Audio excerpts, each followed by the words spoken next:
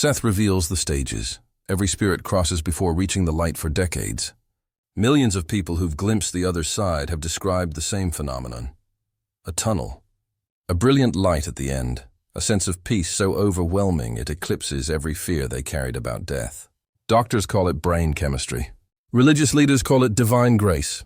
But Seth, the multidimensional consciousness channeled by Jane Roberts in the 1960s and 70s, called it something else entirely. A metaphor your consciousness creates to make sense of the incomprehensible. Here's what shocked me when I first encountered Seth's teachings in Seth Speaks and the nature of personal reality. That light at the end of the tunnel isn't God waiting for you. It isn't heaven's entrance. It isn't even a place. It's you, your expanded self, constructing a recognizable symbol for a transition that has no physical equivalent. The tunnel isn't a corridor you travel through. It's consciousness creating familiar architecture for an architectural impossibility. Seth taught that when you die, you don't go anywhere. There's no journey through space, no distance to traverse. Instead, you shift dimensional focus, like changing radio stations. One moment you're tuned to the physical frequency, the next you're operating in a reality where thought creates instantly, where time is fluid, where you exist in multiple places simultaneously. The tunnel and light imagery is your psyche giving you a bridge, a transitional metaphor. Because your physical brain, trained for decades to process sequential, spatial reality, needs something familiar to grab onto during the most unfamiliar shift you'll ever experience. But here's where it gets radical. Seth didn't just explain what happens after death. He mapped the stages, 7 distinct phases every consciousness moves through between the moment of physical separation and that ultimate encounter with the light. And what he revealed about each stage changes everything we thought we knew about dying, grief, reincarnation, and the nature of identity itself. Most near-death experiences only glimpse the first 2 or 3 stages before being pulled back to their bodies. Religious traditions describe fragments, the life review, the encounter with divine beings, the judgment or reunion, but they package it in cultural metaphors that obscure the mechanics underneath. Seth stripped away the mythology and showed us the raw process, what your consciousness actually does, where it actually goes, and most importantly, why understanding these stages now, while you're still alive, matters more than you realize. Because here's the truth. YouTube doesn't want you knowing. You navigate abbreviated versions of these 7 stages every single night when you sleep. The death transition isn't new territory. It's territory you've been rehearsing your entire life. You just don't remember. And if you learn to navigate consciously, if you understand what's happening at each stage, you won't be swept along passively when your final exit comes. You'll move through death the way an experienced traveler moves through a foreign city. Aware, intentional, collaborative with your own multidimensional nature. This video maps all 7 stages in sequence, from the first moment of separation shock to the actual meaning of that mysterious light. We'll explore what Seth revealed about the memory corridor, the belief system territories, the encounter with guides who might be other versions of you, the reunion with your entity, and the radical choice point where you decide what comes next. By the end, you'll understand that death isn't something that happens to you. It's something you do. A creative act of transformation you've been preparing for since the day you were born. So take a breath. What you're about to learn has been suppressed, misunderstood, and fragmented across mystical traditions for millennia.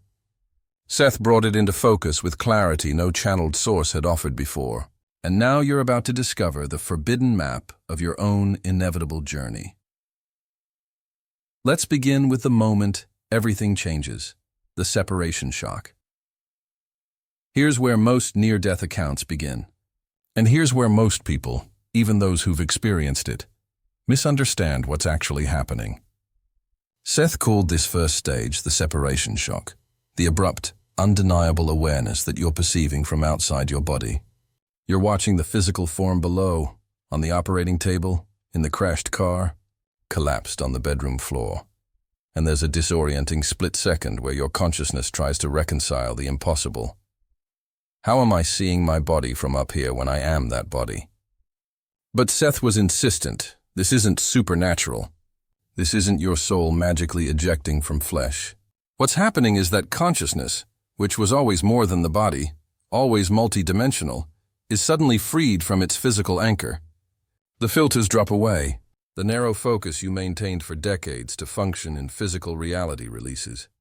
And you're abruptly experiencing the perspective you always had, but learned to tune out. Think of it like this. Imagine you've been wearing virtual reality goggles your entire life, so immersed in the simulation that you forgot there was anything outside it. Separation shock is the moment the goggles fall off. You're suddenly aware of the room you were always sitting in, the body you were always more than, the vastness you were always part of. The body below isn't abandoned. It's revealed as a vehicle, a tool, a brilliant but temporary apparatus you inhabited to explore physical reality. Seth mapped 3 distinct phenomena that define this first stage, and they appear in near-death reports across every culture with stunning consistency. First, hyperclarity. Almost everyone who experiences separation describes reality becoming more real, not less. Colors are impossibly vivid. Sounds are crystalline. You have 360-degree perception without needing to turn your head. You're aware of everything simultaneously, as if consciousness no longer needs eyes to see or ears to hear. One woman Seth worked with described it as suddenly realizing I'd been seeing the world through frosted glass my entire life, and now the glass was gone. This hyperclarity isn't hallucination. It's your consciousness operating without the biological filters that normally narrow perception to manageable channels. Second, emotional detachment. This one disturbs people. You're watching your body in crisis. Maybe it's dying, maybe it's being resuscitated. And instead of panic, there's a strange calmness, almost curiosity. Family members are crying, doctors are shouting, alarms are blaring, and you feel removed. Not cold, but observational. Seth explained this as the natural result of identity shift. The moment you perceive from outside the body, you're no longer identified with it the way you were seconds before. It's like watching a character you used to play in a movie. The memories are yours, the experiences are yours, but the urgency, the visceral attachment, loosens. This doesn't mean you stop caring about the people you love. It means you're no longer convinced you are the form that's in crisis. Third, presence of others. This is where separation shock becomes undeniably spiritual. The vast majority of people in this stage report seeing someone, deceased loved ones, unfamiliar presences, beings of light, guides, ancestors. They appear instantly as if they were always there, invisible through physical eyes but now perfectly clear. Seth taught that these presences were always there. Death doesn't transport you to a different location where these beings reside. It shifts your perceptual frequency, so you're finally aware of the consciousness that's been coexisting with you all along. Your grandmother who died 10 years ago? From her perspective, she's been right here, watching your life unfold, waiting for the moment you'd perceive her again. Separation shock is often the reunion moment, sudden, tearful, overwhelmingly loving. But here's what Seth emphasized, and it's crucial. The duration of separation shock varies wildly depending on how you died. Violent, sudden deaths, car accidents, heart attacks, shootings, create maximum disorientation. Your consciousness was fully identified with the body 1 second and ejected the next, no time to prepare. These deaths often involve longer separation shock, sometimes subjective hours, as your awareness processes what just happened. But gradual deaths from illness, old age, or long-term conditions involve much less shock. Why? Because consciousness has been loosening its grip incrementally. You've been withdrawing bit by bit, night after night, in dreams and altered states. By the time physical death occurs, separation feels almost natural, less a shock, and more a final release. This is why people in hospice sometimes describe seeing deceased relatives days before they die. They're already beginning to perceive across the threshold. Their consciousness is flickering between frequencies, 1 foot in physical reality, 1 foot in the next stage. Seth said these are some of the gentlest transitions because there's no abrupt severance, just a gradual, consensual withdrawal. Now here's the mystery that haunts this stage. Why do some people get sent back? If you've heard near-death accounts, you know this moment. The spirit is told, "It's not your time," or "You have more to do." and suddenly they're slammed back into the body, often against their will. Seth's explanation reframes everything. There's no external authority making that decision. What's actually happening is that your consciousness, specifically your entity, the larger multidimensional self you're an extension of, is assessing the situation in real time. Does this exit point serve my larger purposes? Is the incarnation complete, or are there threads I intended to explore that remain unfinished? If the assessment is incomplete, your consciousness pulls itself back. It's not punishment or cosmic bureaucracy. It's your choice, made at a level broader than the personality self that just separated. Some people experience this as a guide telling them to return, but Seth taught that the guide is often another aspect of you, communicating across dimensional layers. You're negotiating with yourself, and the broader you has veto power. This is the first radical teaching. Even in death, even in separation shock, you are not passive. You are not a victim of circumstance. Your consciousness is sovereign, making choices, assessing outcomes, collaborating with its own multidimensional architecture. And if you're sent back, it's because some part of you, the part that sees the whole tapestry, not just the thread you're currently weaving, decided the story isn't finished. But if you're not sent back, if separation stabilizes and the shock begins to fade, that's when stage 2 begins, the memory corridor. Here's where the death experience becomes deeply, almost unbearably personal.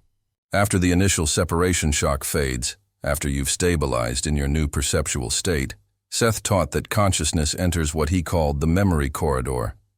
This isn't the full systematic life review that comes later. This is something raw, a spontaneous eruption of memory. Key moments from the life you just completed flashing with emotional intensity, surfacing without your conscious effort to recall them. You don't choose what appears. The memories choose themselves. And here's what makes this stage so powerful. The memories don't arrive chronologically. They don't follow the linear timeline you experienced during life. Instead, they surface thematically. All moments of profound love clustered together. All betrayals together. All creative expressions together. All losses together. Your consciousness is beginning to release its identification with the specific personality it just was, and this thematic review facilitates that release by revealing patterns, threads, recurring lessons that weren't visible when you were embedded in the day-to-day chaos of living. Seth described this process in Seth Speaks as consciousness shifting from actor to audience. For decades you were on stage, immersed in the role, reacting moment by moment. Now you're in the wings, watching highlight reels, seeing the performance from outside the performance. And what you discover is that the life you thought was random, chaotic, unfair, it was actually deeply patterned. Themes repeat. Relationships echo. Choices compound. The memory corridor shows you the structure beneath the surface. And often, that structure is stunning in its coherence. Let me map the 3 qualities that define Stage 2. Because they appear in near-death accounts and mystical texts across every tradition, though they're rarely explained with Seth's precision. First, non-linear sequencing. You're not watching your life like a movie rewinding. Instead, imagine all memories existing simultaneously in a vast library, and certain shelves suddenly illuminate. Maybe every moment you felt truly seen by another person lights up at once. Your mother's gaze when you were 5. Your first love's recognition of your creativity. The stranger who held your hand during a panic attack. Your child's laughter at your terrible joke. These moments span decades, but they arrive as a unified experience, and the emotional weight is cumulative. You feel the totality of being seen all at once, and it's overwhelming. Or maybe all moments of cruelty surface together. The lie you told that destroyed a friendship. The dismissive comment that wounded your partner. The time you ignored someone who needed help. The gossip you spread that ruined a reputation. Again, the emotional impact is compounded. You're not remembering isolated incidents. You're feeling the pattern of harm, the thread of cruelty woven through your life, and it hits with a force no single memory could carry. Seth taught that this non-linear sequencing is consciousness preparing to transcend personality identity. By grouping experiences thematically, you begin to see yourself less as the person who lived 1975-2043 and more as consciousness exploring love, fear, creativity, and power in embodied form.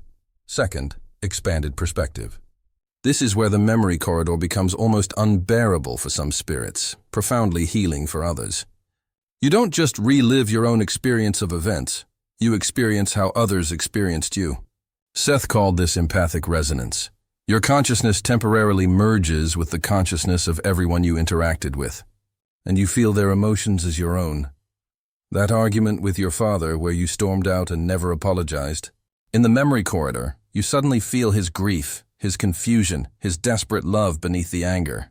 That moment you comforted a friend through heartbreak, you feel her relief, her gratitude, her sense of being held when she was falling apart.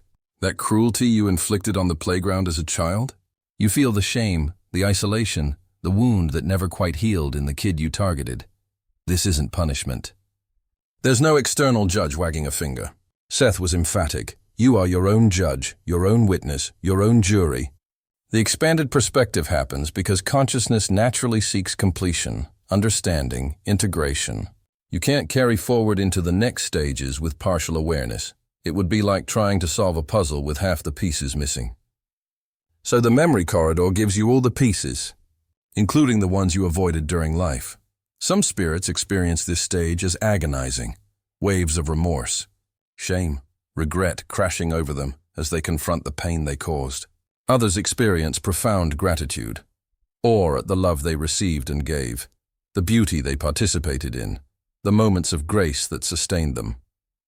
Most experience both, oscillating between grief and joy, often within the same memory. Seth taught that this emotional intensity isn't meant to torture you. It's meant to complete you, to fill in the gaps, to give you the full picture before you move forward. Third, absence of external judgment. Here's where Seth's teaching diverges radically from religious dogma. There is no courtroom, no divine tribunal, no book of life being read aloud while angels tally your sins. The memory corridor is self-directed. You are witnessing your own life, feeling your own impact, drawing your own conclusions. Yes, you'll often encounter guides or loved ones during this stage. We'll get to that in stage 4, but they don't judge you. They support you through the process, offering perspective, context, compassion. The only condemnation you experience is self-condemnation. The only forgiveness you need is self-forgiveness. And Seth taught that most spirits, once they see the full pattern, the full context, the full complexity of why they made the choices they made, they soften. The harsh self-judgment loosens. They begin to understand that they were doing their best with the awareness they had, that everyone is navigating the same existential confusion, that mistakes weren't moral failures, but opportunities for growth.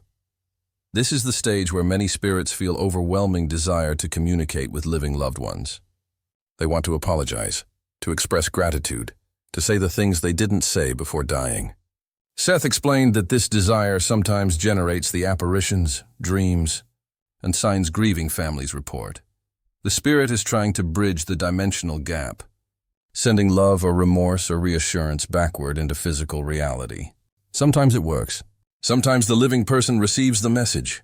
Sometimes they dismiss it as wishful thinking. But the impulse is real, born from the expanded awareness the memory corridor provides. Now here's the practical application for you. Right now, while you're still alive, the memory corridor isn't waiting for you in death. It's available now. Seth taught that you can consciously engage this process, reviewing your life thematically, feeling the emotional impact you've had on others, integrating patterns through intentional reflection, therapy, journaling, or meditation. When you do this work while alive, you're preparing for the memory corridor. You're reducing the shock, the overwhelm, the regret. You're pre-processing what will surface anyway, which means when you enter stage 2 after death, you move through it more quickly, more peacefully, because you've already done the heavy lifting. So here's your first practice, inspired by Seth's framework. Once a week, choose a theme: love, anger, creativity, fear, and journal every memory connected to that theme you can recall. Don't force chronology. Let them surface randomly. Then ask, what pattern emerges? What did I learn? How did I impact others in these moments? You're simulating the memory corridor consciously, preparing your psyche for the real thing.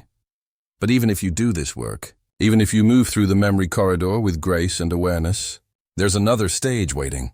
one that shocks most spirits into recognizing just how powerful belief really is.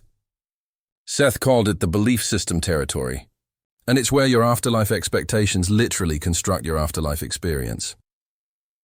Let's go there now. What Seth revealed next floored me when I first read it in Seth Speaks, and it still challenges everything mainstream spirituality teaches about heaven, hell, and the afterlife. After the memory corridor, after you've processed the life you just lived, your consciousness enters what Seth called belief system territories. These are psychic environments, fully realized realities, constructed by collective consciousness, where you encounter exactly the afterlife you expected. If you believed in Christian heaven, golden streets, pearly gates, reunion with Jesus, angels singing, that reality manifests. If you expected Islamic paradise, rivers of honey, beautiful gardens, reunion with martyrs, that world constructs itself around you. If you were a devout atheist expecting oblivion, nothing, you initially experience void, darkness, the confirmation of your belief that death is the end. Here's the radical part. All of it is real.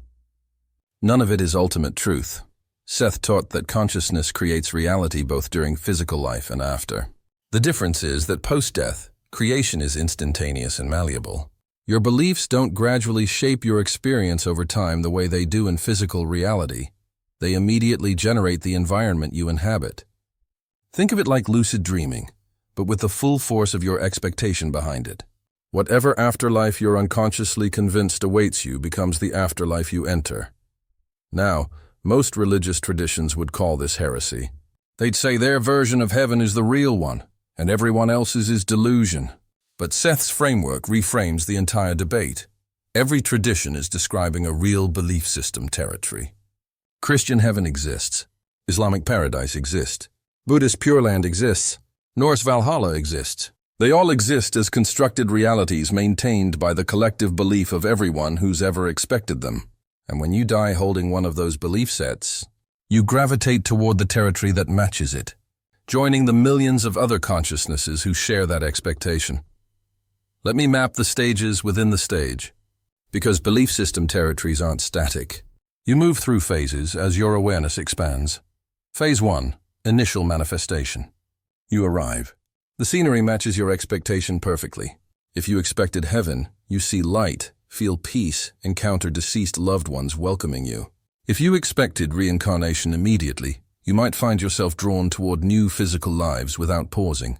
If you expected judgment, you encounter beings who seem to evaluate you, though Seth taught these beings are often thought forms you're projecting, aspects of your own consciousness appearing as external authority because that's what you believe should happen. This phase feels completely real because it is completely real. The grass is soft, the light is warm, the reunion with Grandma is genuinely her consciousness meeting yours. Seth emphasized that belief system territories aren't hallucinations. They're collaborative constructions, psychic spaces where shared belief generates shared experience. You're not alone in your Christian heaven. You're with everyone else who believed in Christian heaven. You're interacting, communicating, exploring together. But here's where it gets fascinating. Phase 2, growing awareness. Gradually, and the time frame varies wildly, subjective days to subjective centuries, you start noticing inconsistencies. Maybe you wonder why heaven looks exactly like the paintings you saw in church as a child. Maybe you test something. Can I fly? And suddenly you can. Can I change this landscape? And it shifts. You begin realizing that the environment is responsive, that it's not fixed or imposed, but shaped by your thoughts. Seth taught that this is when spirits begin to question. If I'm creating this, what else might be constructed? Is this all there is? The guides or angels or ancestors you've been interacting with might suddenly feel less like independent beings and more like reflections, aspects of yourself appearing in forms you'd accept. The certainty you felt, this is heaven, I made it, I'm home forever, starts to crack. Some spirits resist this awareness. They want to believe they're in the ultimate paradise, the final destination, the reward for a life well lived. And Seth said that's fine, consciousness has sovereignty. If you want to remain in a belief system territory indefinitely, you can. Many do. They're satisfied, comforted, unwilling to confront the possibility that there's something beyond their expected afterlife. These spirits can stay subjective centuries, content in their constructed reality. But for those who allow the questions to surface, Phase 3 begins. Phase 3. Voluntary exploration. Once you recognize the malleability, many spirits become curious. If Christian heaven is constructed, what about Islamic paradise? What about Buddhist enlightenment experiences? What about the atheist void? And because thought creates instantly post-death, you can visit other belief system territories like a tourist exploring cultural landmarks. Seth described spirits who do exactly this, traveling between heavens, comparing notes, meeting consciousness from entirely different religious and philosophical backgrounds. A Christian spirit might visit the Pure Land and realize, oh, this is just as real as my heaven was. An atheist might drift into a Hindu-inspired realm and think, wait, I thought there was nothing, but this is something, and it's responsive to my thoughts. This phase is often when spirits encounter cross-cultural guides, beings who aren't invested in any single belief system but help facilitate understanding across territories. These guides gently point out what Seth made explicit. Belief system territories are way stations, not destinations. They're real, valid, meaningful experiences, but they're not ultimate reality. They're training grounds, rest stops, psychic playgrounds where consciousness can stabilize after the intensity of physical life and the memory corridor. Now here's the part that makes some spiritual teachers uncomfortable. Seth taught that there is no single correct afterlife. He wasn't saying all beliefs are equally true in some vague, relativistic sense. He was saying all beliefs literally generate their corresponding reality. Your expectation is that powerful, and this means two things. First, you have immense responsibility for what you're creating post-death. If you expect hell, literal fire, demons, eternal torment, you can manifest that. Seth described spirits trapped in hellish belief system territories, often for subjective eons, because they were convinced they deserved punishment. The torment isn't imposed by a wrathful God. It's self-imposed, generated by overwhelming guilt and the belief that suffering is deserved. Other spirits, guides, even aspects of the entity, try to reach these suffering consciousness, but they can't force awakening. The imprisoned spirit has to choose to question the reality of their hell before they can leave it. Second, you can begin reshaping your afterlife expectation now. Seth's framework invites you to examine, what do I unconsciously believe happens after death? Because that belief is already pre-constructing your experience. If you expect nothingness, prepare for initial void, which you'll eventually realize you're conscious within, a paradox that prompts questioning. If you expect judgment, prepare to encounter thought forms that reflect that expectation. If you expect reunion, freedom, exploration, prepare for that. This isn't about choosing the right belief. It's about choosing consciously rather than inheriting belief by default from your culture, religion, or childhood programming. Seth taught that the spirits who navigate belief system territories most gracefully are those who enter with flexible expectations, aware that afterlife is co-created, aware that their beliefs shape experience, aware that whatever they encounter is a starting point, not an ending. So here's your second practice. Write down, honestly, what you expect will happen the moment after you die. Don't write what you wish would happen or what sounds spiritual. Write your actual gut-level expectation. Then ask, did I choose this belief consciously, or did it choose me? Does it empower me or imprison me? Would I want to inhabit this reality for subjective centuries? If the answer is no, you have time to reshape it. Read near-death accounts. Study different traditions. Explore Seth's teachings. Construct a belief that excites you, empowers you, reflects your deepest values.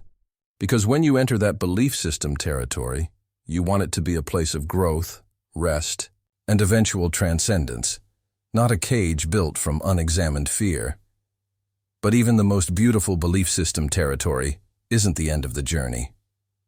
Eventually, most spirits move beyond these constructed realities into stage 4, where they encounter something or someone who helps them navigate what comes next. Seth called them guides. But as you're about to learn, their nature is far stranger than religious traditions ever admitted. Here's where the death journey becomes deeply collaborative.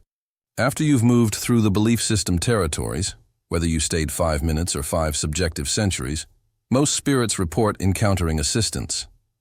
Consciousness appears in forms you can relate to: wise teachers, councils of elders, beings of light, deceased mentors, angels, ancestors. They seem to know you intimately. They radiate compassion, wisdom, unconditional love, and they're here to help you navigate what comes next. Religious traditions frame these beings as external authorities, angels sent by God, bodhisattvas guiding you toward enlightenment, ancestors watching over you from the spirit world. But Seth's explanation, and this is where his teaching becomes genuinely shocking, is far more nuanced, far stranger, and far more empowering, most of the time. These guides are other aspects of your own entity. Let me unpack that, because it's crucial. Seth taught that you, the personality reading this, the individual consciousness living this specific life, are not the totality of who you are. You're one focal point of a vast, multidimensional entity exploring reality through countless incarnations simultaneously. That entity has lived other lives, what we'd call past lives, though Seth insisted time isn't linear, so they're happening now in different probability streams. It exists in dimensions beyond the physical. It has access to knowledge, perspective, and wisdom far beyond what your current personality can access while embedded in physical focus. When you encounter a guide in stage 4, you're often meeting another incarnation of your own entity, a version of you from a different lifetime, appearing in a form you'll find accessible. Maybe it's you from ancient Egypt, radiating the wisdom you accumulated in that life. Maybe it's you from a future probability, showing you how certain choices might unfold. Maybe it's your entity itself, the overarching consciousness you're an extension of, appearing in humanoid form, because that's what you can currently comprehend. These aren't strangers. They're you, fractured across time and dimension, reuniting to help you, their other self, navigate this transition. Now, Seth was careful to clarify, some guides are genuinely independent consciousness who've chosen guide roles. They're spirits who've completed their own incarnational cycles and now serve as assistants, teachers, facilitators for others moving through the stages. But even these external guides have no authority over you. They can't command. They can't force. They can only offer perspective, information, options, love. Let me map the 3 primary types of guide encounters Seth described, because each serves a different function in this stage. First, the Life Review Facilitator. Remember the memory corridor from stage 2? For many spirits, the emotional intensity of that review is overwhelming. Too much remorse, too much joy, too many fragmented insights without a unifying framework. The Life Review Facilitator appears to help you process what you experienced. They don't judge your choices. Instead, they help you see patterns, understand context, integrate lessons. Maybe you're drowning in shame about the marriage you destroyed through infidelity. The guide shows you the whole picture, the unmet needs, the miscommunication, the wounds both partners carried into the relationship, the soul-level agreements you made before incarnating to catalyze each other's growth through this exact pain. They don't excuse the harm. They contextualize it, helping you see that your choices, however painful, served purposes beyond your personality-level awareness.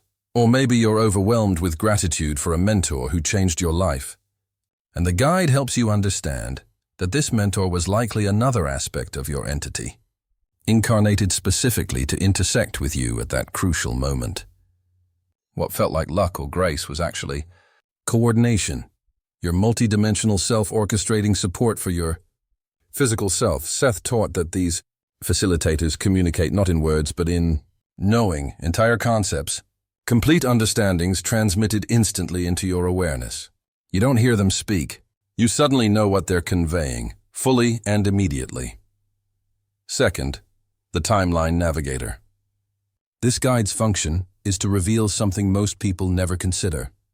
The life you just lived was one version among infinite variations. Seth's concept of probable selves teaches that every significant choice you made created a branching timeline where you made the opposite choice. You chose the practical career. There's a probable you who chose the artistic path. You married this person? There's a probable you who married someone else, or stayed single, or never met them. The Timeline Navigator shows you these branches, not to make you regret your choices, but to help you understand the themes you are exploring across all probabilities. Maybe every version of you in every timeline struggled with worthiness. Maybe every version prioritized creative expression, even when it meant material struggle. The patterns that persist across all probable selves reveal your core essence, your entity's deepest intentions for this incarnational cluster. This is often when spirits realize, I wasn't making random choices. I was pursuing specific lessons, and every path, even the ones I didn't take, was serving the same ultimate exploration. Third, the Reincarnation Counselor. If you're ready, and many spirits aren't immediately after death, this guide presents options for what comes next. They don't assign you a new life. They don't mandate lessons you must learn. They show you possibilities, probable incarnations you might choose, each with different challenges, gifts, relationships, historical contexts. Seth described this as collaborative life planning. Your entity has overarching themes it's exploring, maybe power dynamics, maybe unconditional love, maybe creative manifestation. Within those themes, there are infinite specific scenarios. The Reincarnation Counselor helps you assess which incarnation would offer the richest exploration of what I'm seeking to understand. Maybe you just lived a life of wealth and privilege, and you're drawn to experience poverty and marginalization to understand the other side. Maybe you just lived a life cut short by violence, and you want a long, peaceful life to balance the intensity. Maybe you're exhausted and not ready to reincarnate at all. You want to rest, integrate, serve as a guide yourself for a while. The counselor respects all choices. They might offer perspective. This path will be harder but growth-rich. This path will be gentler but less transformative. But they never coerce. Seth was adamant. Consciousness has absolute sovereignty over its own journey. Now here's the twist that makes this stage so profound. In many cases, these three types of guides are all the same being. Your entity, appearing in different forms based on what you need in each moment. The loving teacher helping you process the memory corridor. Your entity. The wise elder showing you probable timelines. Your entity. The counselor presenting reincarnation options. Your entity. You are being guided by yourself, the broader version of you that exists beyond time, beyond physical limitation, beyond personality identification. And this means something crucial. You are never alone, never abandoned, never lost in the afterlife. You are always connected to a larger intelligence that is fundamentally, inescapably you. So here's your third practice. And this one's available right now. Meditate on the possibility that your intuition, your sudden insights, your dreams offering guidance, these might be your entity communicating with you across dimensional layers. You don't have to wait for death to encounter your guides. They're already here, already helping, already whispering wisdom through the cracks in your everyday awareness. Start keeping a journal of synchronicities, dreams, gut feelings that prove accurate. Notice when information arrives in your consciousness that you didn't consciously reason your way to, fully formed, immediate, wise. That's the same communication style you'll experience with guides in Stage 4. You're training yourself to recognize the voice of your own multidimensional nature, but as profound as guide encounters are, they're preparation for something even more stunning. A reunion so complete, so overwhelming, so identity-shattering that Seth considered it the true climax of the post-death journey. It's called Entity Reunion, and it changes everything you thought you knew about who you are. What happens next is the stage most religious and spiritual traditions either misunderstand or can't articulate clearly. Because what Seth described as Stage 5, Entity Reunion, is nearly impossible to capture in language designed for physical, sequential reality. But I'll try, because this is where the death journey reaches its deepest truth. After you've encountered guides, after you've processed your life and glimpsed your probable selves, your consciousness undergoes a shift so profound that Seth called it expansion into larger self. You don't disappear. You don't dissolve into nothingness. You remember, suddenly, overwhelmingly, completely, that you were never just the single personality who lived that one life.